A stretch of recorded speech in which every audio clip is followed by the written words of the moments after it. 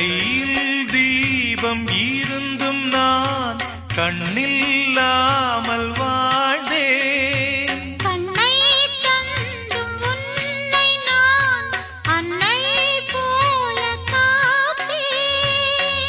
வாழ்க்கை என்னும் பள்ளியில் என்னை சேர்க்கவா,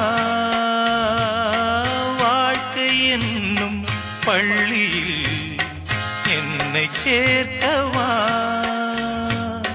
விழிகள் ரெண்டும் பள்ளிக்கூடம் தொடங்கு கண்ணா புதிய பாடம். மடியில் சாய்ந்து படிக்க வேண்டும்.